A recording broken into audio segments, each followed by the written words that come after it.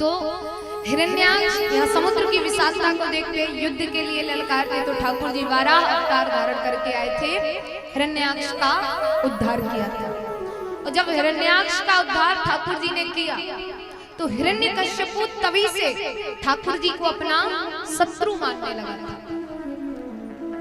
कि मेरे भाई को मृत्यु के घाट उतारा है, मैं तुमसे बदला लेके रहूंगा। तो भगवान नारायण को वो अपना शत्रु मानने लगा।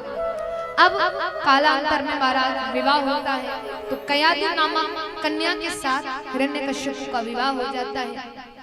अब कुछ समय तक वो राजपाट संभालते हैं, फिर मन में बदले की भावना है तो तपस्या करने के लिए जाते हैं। और जब महाराज तपस्या करने के लिए गए तो जंगल में पहुंचे, एक वृक्ष के नीचे बैठे, बैठ के तपस्या शुरू करने वाले थे कि वहीं पे एक सूक आया। सूक माने तोता। तोता आया और कहने लगा नारायण नारायण। हिरण्यकश्यपु तुरंत खड़ा हुआ। आज का तो दिन ही खराब है, अगर आज से ब्रह्मा जी की तपस्या शुरू करी तो पुण्य ही नहीं मिलेगा। उठ के खड़ा हुआ, सीधे पहुंचा महल। माता कयादु कहने लगी, अरे महाराज आप तो तपस्या के लिए गए थे, वापस क्यों आ गए? बोले तपस्या के लिए बैठने ही वाला था कि एक तोता आया और कहने लगा नारायण नारायण। और आज पहली बार हिरण्यकश्यपु ने अपने मुख से ठाकुर जी का नाम लिया, वरना शत्रु कह के बुलाता, मेरे शत्रु का नाम मत लो, मेरे शत्रु की भक्ति मत करो, मेरा शत्रु है, बार बार शत्रु शत्रु कह के बोलता था। लेकिन आज माता कयादु ने पूछा कि वापस क्यों आ गए? तो कहने लगे तपस्या को बैठा कि तोता आया और कहने लगा नारायण नारायण। माता कयादु उसी क्षण संकल्प करती हैं कि अभी से लेके शाम के समय तक महाराज के मुख से 108 बार ठाकुर जी का नाम जाप कराए। अब फिर माता कोई काम करे, फिर कहने लगे अरे महाराज वो तोता क्या बोल रहा था? बोले वो तोता नारायण नारायण बोल रहा था। फिर कोई काम करे, अब देखिए घर के काम है उतना याद नहीं रहता। वो तोता क्या बोल रहा था? नारायण नारायण बोल रहा था।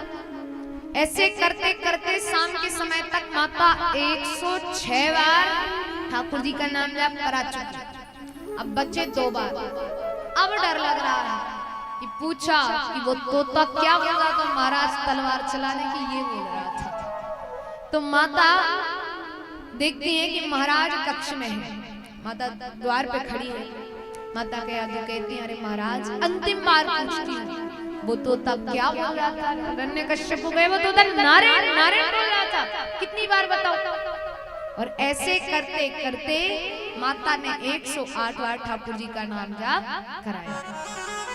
अब फिर वापस कुछ दिनों बाद तपस्या के लिए जाता है, तपस्या करने गया है। तपस्या में गया, ब्रह्मा जी की तपस्या में लीन हो गया, बैठा है महाराज ध्यान करते जा रहे करते जा रहे करते जा रहे। इंद्र ने देखा कि हिरण्यकश्यपु घनघोर तपस्या में बैठ गए। इंद्र को लगा कि शायद मेरा इंद्रासन चाहिए, और ये तो तपस्या में बैठा वो तो ठीक है, पर इसकी पत्नी गर्भ धारण करेगी, ये इतना बड़ा पापी है तो जो गर्भ में पल रहा है वो तो इससे बड़ा पापी होगा। तो महाराज इंद्रदेव गए, माता कयादु का हरण करके ले जाने लगे। कहने लगे माता को ही मार देंगे तो ना रहेगा बांस ना बजेगी बांसुरी। मारने के लिए ले जा रहे थे, वहीं से नारद जी निकल रहे हैं। नारद जी ने देखा कि इंद्र माता कयादु को ले जा रहे हैं। नारद जी ने तुरंत कहा अरे इंद्र क्या करते हो? इंद्र कहने लगे तुम्हें नहीं पता इसका पिता हिरण्यकश्यपु देखो कैसे योग में लीन है, तपस्या में लीन है, वो तो बैठा ही है हमें परेशान करने को। ये गर्भ में जो पल रहा है उससे बड़ा निकलेगा तो ये और ज्यादा हैरान करेगा। क्योंकि महाराज देखते घड़े भी बहुत होशियार थे, किसी देवी देवता से नहीं बोलते थे, केवल इंद्र से बोलते थे। शक्तियां प्राप्त करें कि इंद्र आसन चाहिए, इंद्र के ऊपर आक्रमण। इंद्र बेचारे फिर उनके पास भागते थे। तो इंद्र कहने लगे भैया तुम सबसे तो ये बोलेंगे नहीं, बोलेंगे तो हमसे ही, तो क्यों खतरा बोलना। नारद जी कहने लगे कि बैठे देव स्थान पे हो, कर्म ऐसे नीचता के करते हो, बैठक ऊंच और कर्म नीच। ऐसा कुकर्म क्यों करते हो कि एक अबला जो गर्भ धारण करे है उसको मारने ले जा रहे हो? अरे इसे छोड़ दो। विष्णु की माया को कोई नहीं देखा या ये इसके गर्भ में जो है वो भगवान का बहुत बड़ा भक्त बनेगा, तुम्हें परेशान नहीं करेगा। नारद जी के कहने पर इंद्र कहते आपके कहने पे छोड़ रहा। नारद जी माता कयादू को बचाते हैं, अपने आश्रम में ले जाते हैं। कहते देवी देवताओं का कोई भरोसा नहीं, कब कौन ले जाए। ले जाते हैं। अब आश्रम में जब माता कयादू रहती थी वो साधु संतों के साथ सत्संग करती थी, भजन कीर्तन करती थी। तुम्हारा जो पेट में जो गर्भ पल रहा है वो भी भगवान में ही होता है। इसीलिए कहते जो माताएं गर्भ धारण करती हैं वो ज्यादा से ज्यादा कथा सुने।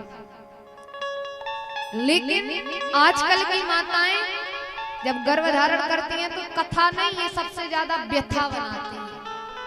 हमसे तो काम नहीं हो रहा, पड़ी है, उठ नहीं रही 10-10 बजे तक, सास यहाँ चिल्ला रही, ससुर वहां चिल्ला रहा है, तो कथा नहीं, ये व्यथा शुरू करेंगे। और फिर जो बच्चा होता वो भी व्यथा ही करता फिर महाराज। तो इसीलिए कहते माताओं से कि जब गर्भ में बालक या बालिका कोई भी रहे ज्यादा से ज्यादा कथा सुने, जिससे उसमें भी संस्कार आए और अच्छे संस्कार होंगे तो आपके लिए ही आपका नाम होगा, और बुरे होंगे तो भी आपका नाम और ज्यादा होगा। तो महाराज माता कयादू जो है वो साधु संतों के साथ रहते, भजन कीर्तन करती।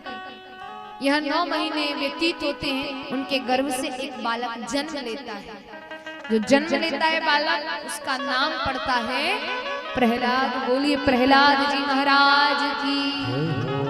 नारद जी कहने लगे कि ये जो बालक है ये भगवान का बड़ा भक्त होगा और ये अपनी भक्ति से कितने व्यक्तियों के हृदय में ठाकुर जी की भक्ति का आह्लाद करेगा, इसलिए इसका नाम रखते हैं प्रहलाद। नाम प्रहलाद हो गया।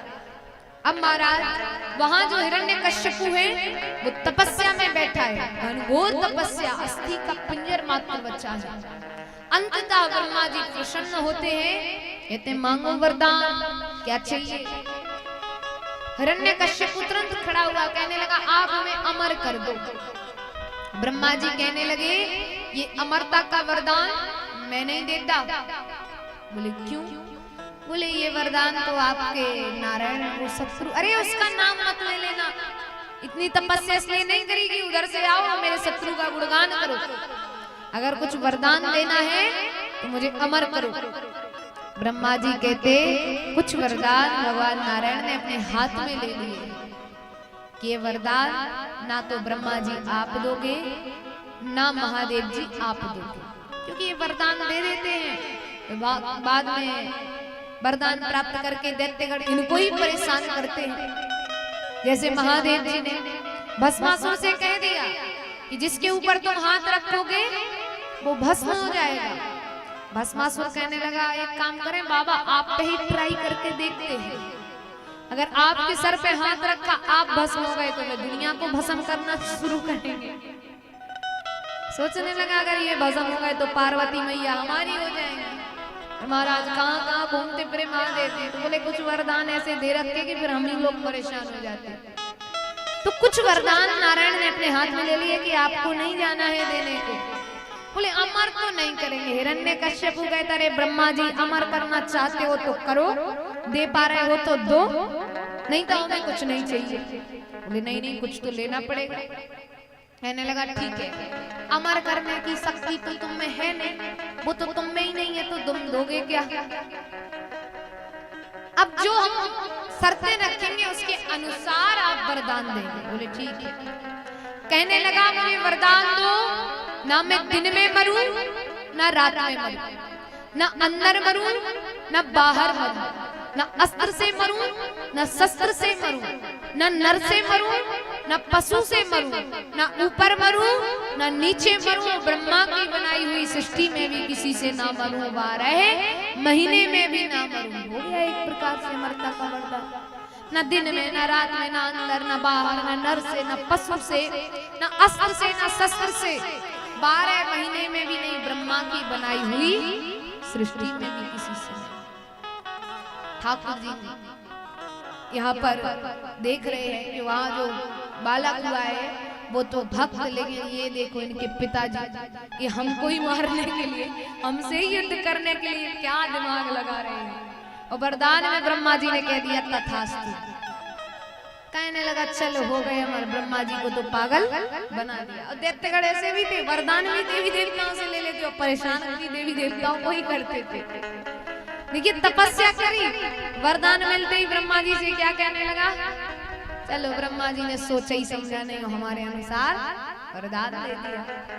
अब महाराज वापस गए तो महाराज यहाँ नारद जी जो है माता कयाधु और प्रहलाद जी को लेके पहुंचे। कहने लगे कि देखो ऐसे ऐसे इंद्र माता कयाधु को ले जा रहे थे, मैंने उनको बचाया, रक्षा करी, अपने साथ रखा, ऐसे ऐसे तुम्हें बालक की प्राप्ति हुई है।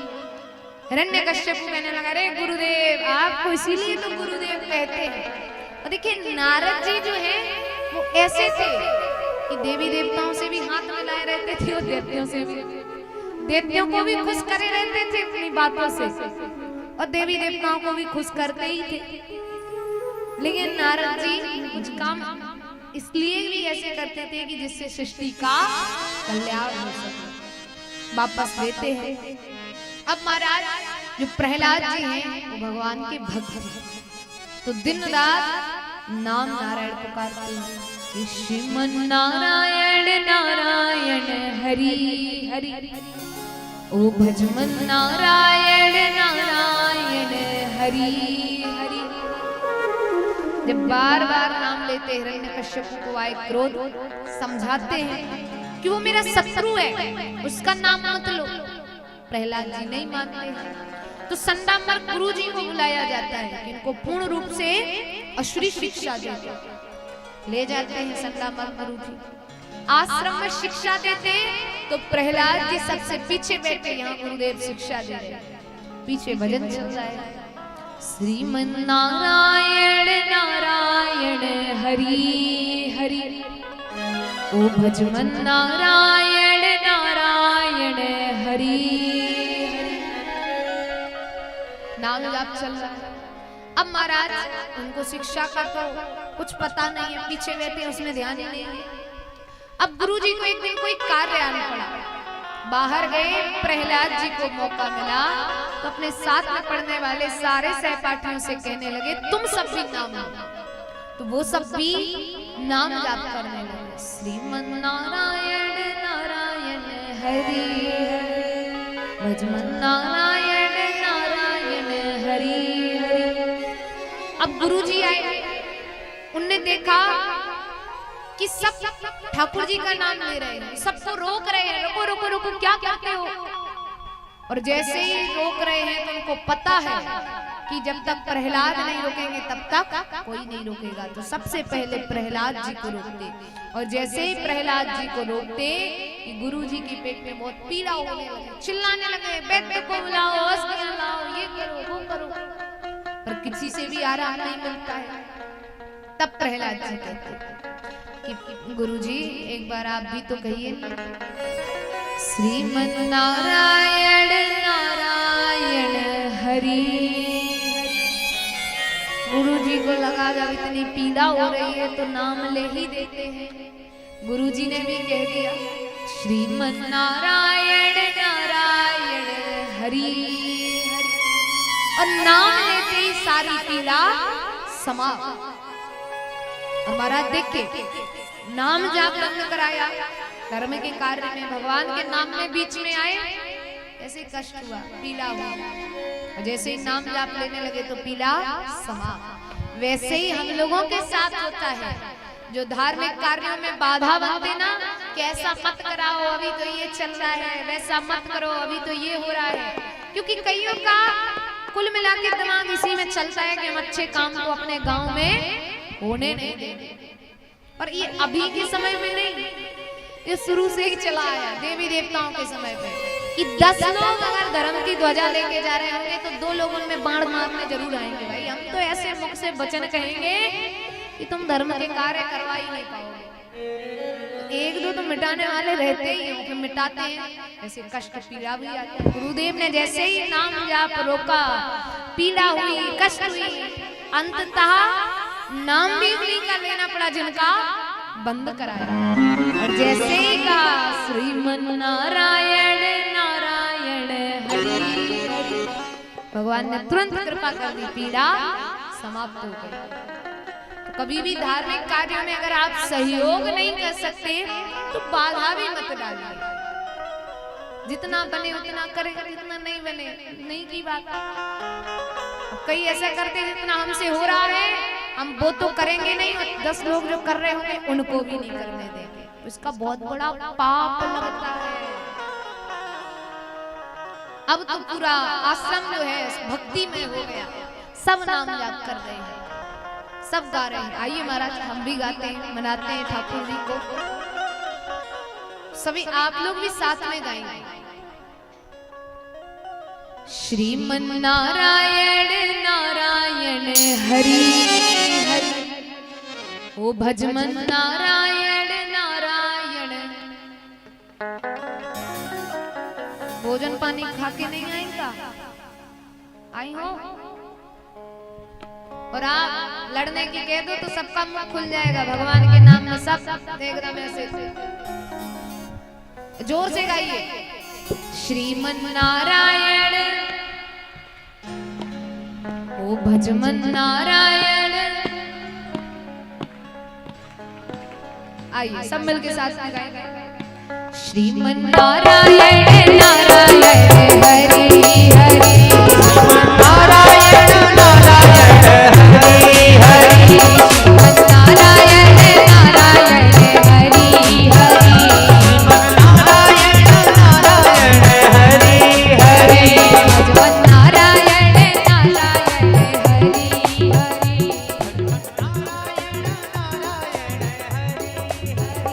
तेरी लीला प्रभु है प्यारी प्यारी,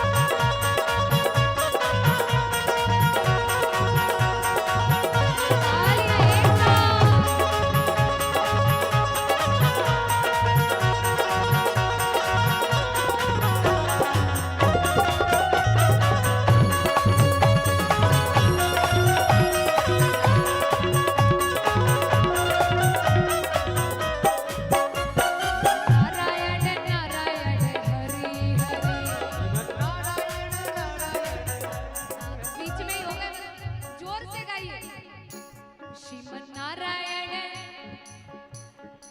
पीछे वाले ओ भजमन नारायण नारायण श्रीमन नारायण। क्या बात है, दोनों हाथ आगे एक साथ, दोनों हाथ खड़े करके एकदम लंबे लंबे। श्रीमन नारायण नारायण श्रीमन नारायण नारायण हरि हरि नारायण नारायण नारायण हरि हरि नारायण नारायण नारायण नारायण हरि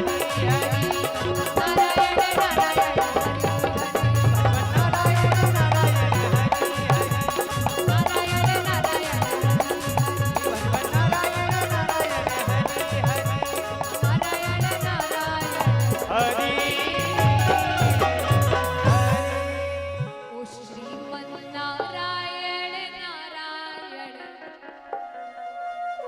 भजमन नारायण नारायण हरि हरि। अब तो पूरा आश्रम भक्ति में सब भगवान का नाम ले रहे हैं। हिरण्यकश्यपु कहता है दिखवाऊं तो सही, आश्रम में चल गया। हिरण्यकश्यपु ने जब अपने सेवकों को भेजा, जाओ जाके देखो, सेवकगण देखते सब ठाकुर जी का नाम ले रहे हैं, बताते जाते हैं। तो सब आपके शत्रु का नाम ले रहे। महाराज डरते इतने थे सेवकगण की ये नहीं कहते नहीं नारायण नारायण गा रहे, आपके शत्रु का नाम ले रहे। अब महाराज हिरण्यकश्यपु सोचता है कैसे ही चलता रहा, तब तो आगे जाके बहुत बड़ी समस्या होगी कि मेरा ही बालक मेरे शत्रु का नाम ले। प्रजा यही कहेगी पहले अपने बालक को रोको, तब जाके हमसे कहना। प्रहलाद जी को वापस बुला लिया जाता है, प्रहलाद जी को वापस बुला लेते हैं। अब महाराज उनको बड़े प्रेम से बुलाते, समझाते हैं, कहते हैं कि देखो मेरे शत्रु का नाम मत लो, वो मेरा शत्रु है। अच्छा प्रहलाद यहाँ बड़े प्रेम से गोदी में बैठाते हैं, बड़े प्रेम से गोदी में बैठाते हैं और महाराज कहते बताओ पुत्र तुम्हें सबसे प्रिय कौन है। अब उनको लगा ये कहेंगे पिताजी आप सबसे प्यारे लगते हो, पर यहाँ जैसे ही प्रहलाद जी ने सुना कि सबसे प्रिय कौन है, कहने लगे कि मुझे ठाकुर जी की नवधा भक्ति अति प्रिय है, भगवान की भक्ति करना सबसे प्रिय है।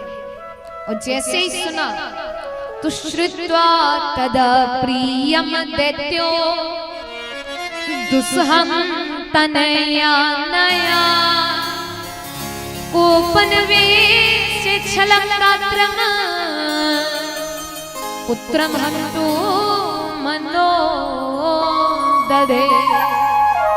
जैसे ही सुना कि मुझे भक्ति करना प्रिय, तुरंत गोदी से उतार दिया। श्रुत्वा तदा प्रियम दैत्यो दुस्सहं तनया नया, कहने लगे इससे अच्छा तो तुम मेरे पुत्र ही नहीं होते, मेरे पुत्र होके मेरे रोकने पे मेरे शत्रु का नाम लेते हो। अब पहले तो वो समझाया, जब प्रहलाद जी नहीं मारने तो उनको मारने का प्रयास किया गया, ऊंचे ऊंचे पहाड़ों से गिराया। लेकिन जब पहाड़ों से गिराया तो ठाकुर जी चारों भुजाओं को लेके पहुंचे और प्रहलाद जी को झेल लिया। और जैसे ही सैनिकगण गए आगे कि प्रहलाद जी को उसी पहाड़ पे त्यों खड़ा कर दिया। प्रहलाद जी पीछे पीछे सेवकों के भजन गाते जा रहे हैं, श्रीमन नारायण नारायण हरि हरि। सेवकगण कहने लगे लगता है पीछे से फिर से आ रहा है। दूसरा कहने लगा वो ज्यादा नाम करता था तो तुम्हें भ्रम हो रहा है। तीसरा कहने लगा उसका भूत भजन गा रहा है। लेकिन जब सच में पीछे मुड़ के देखे तो प्रहलाद जी ज्यों के त्यों भजन गा रहे हैं। कहते ना जाको राखे साइया मार सके जिसके साथ भगवान उसका कोई कुछ बाल भी माका नहीं कर सकता। अगर कुछ कर भी पाएंगे तो जितना बनेगा इधर उधर के लोग बोल ही लेंगे, बिगाड़ नहीं पाएंगे। अब महाराज विष देके मारने का प्रयास किया जाता है, फिर भी ठाकुर जी बचा लेते हैं। और यहाँ तक कि हिरण्यकश्यपु की बहन थी होलिका, जिसको अग्निदेव से एक शीत पट प्राप्त था कि वो अगर उस वस्त्र को, पट माने वस्त्र, कपड़ा, कि वो वस्त्र ओढ़ के बैठ जाएगी, कितनी भी अग्नि प्रज्वलित हो रही होगी, अग्नि का उस पर बिल्कुल भी प्रभाव नहीं पड़ेगा। होलिका हिरण्यकश्यपु से कहते हैं, भाई तुम कहो तो मैं प्रहलाद को गोदी में लेके वो वस्त्र ओढ़ के अग्नि में बैठ जाऊंगी, क्योंकि मैं वस्त्र ओढ़े होंगी तो मुझ पे तो अग्नि का प्रभाव नहीं पड़ेगा, प्रहलाद जल जाएगा। होलिका भी प्रहलाद जी महाराज को गोदी में लेके बैठती है। अंततः जैसे प्रहलाद जी नाम जाप करते बैठे थे वैसे ही बैठे हैं, और जब अग्नि में बैठी तो वो पट उड़ के प्रहलाद जी के सर पे आ गया और होलिका का तो वहीं पे दहन हो गया। अब महाराज जैसे ही होलिका का दहन हुआ तो हिरण्यकश्यपु, अग्निदेव, ब्रह्मा जी सबको चिल्लाने लगा कि ऐसे कैसे वरदान दिया, मेरी बहन की मृत्यु हो गई मेरे काम करते समय। दोनों हाजिर हुए, कहने लगे हमने ऐसा वरदान नहीं दिया था कि दूसरे का बुरे करने के लिए तुम इस वस्त्र का प्रयोग करना, दूसरों का अच्छा करने के लिए अगर तुम इस वस्त्र का प्रयोग करोगी तो तुम पे अग्नि का प्रभाव नहीं पड़ेगा। और जो भगवान के भक्त को ही अग्नि में धकेलने गया हो तो मेरा वरदान फिर काम नहीं करता। तुम्हारा होलिका का भी दहन हुआ। अब जो होली आ रही है वो इसी के उपलक्ष्य में मनाते हैं। अब होली भी आजकल लोग बड़े विचित्र खेलते हैं, कई तो वास्तव में रंग गुलाल से खेलते हैं, टीका लगाते हैं, पर कुछ खेलते हैं गोबर की होली, कहीं से भी कीचड़ उठाएंगे वो लगा देंगे। और ये जो कीचड़ लगाने वाले हैं ये हिरण्यकश्यपु वाले रहते हैं, और जो गुलाल लगाने वाले हैं वो प्रहलाद जी वाले होते हैं। और कई कहेंगे अब तो हमें ये होली नहीं खेलनी, हम तो ये प्रहलाद जी वाले हैं। तुम्हारा अंततः होलिका का दहन हो जाता है। अब हिरण्यकश्यपु से नहीं रहा गया, देखता है कि प्रहलाद नाम जाप कर रहे हैं। जब नाम जाप करते हैं तो अंततः हिरण्यकश्यपु जाते हैं और महाराज प्रहलाद जी को रोकते हैं कि अभी भी मान जाओ, मेरे शत्रु का नाम जाप मत करो। जब महाराज बार बार कहते हैं तो प्रहलाद जी मान नहीं रहे हैं, कहते जा रहे हैं श्रीमन नारायण नारायण हरि हरि। जब नाम जाप कर रहे हैं तो हिरण्यकश्यपु पहुंचा और कहने लगा कि तुम्हें इतना समझाया पर फिर भी तुम नहीं माने, तो आज तुम्हें बचाए वही नारायण आके बचाए। तुम कहते हो कि तुम्हारे नारायण कड़ कड़ में व्याप्त थे, वही महल के खंभ लगे थे, उन खंभ पर हिरण्यकश्यपु बार बार प्रहार करता है। और जब खंभ पे जब बार बार प्रहार करता है, कहता है अगर इस खंभ में तुम्हारे नारायण हो तो उनसे कहो बाहर आए और मुझसे युद्ध करें।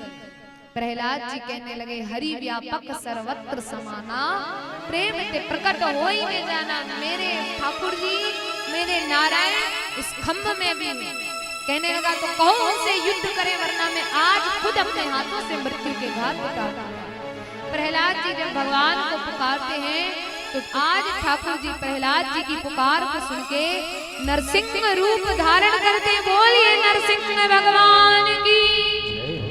ठाकुर जी आए, हुम हुम की हुंकार करते हैं, हिरण्यकश्यपु का और ठाकुर जी का युद्ध होता है। अब महाराज युद्ध होता है, अंततः युद्ध होते होते शाम का समय हो गया है।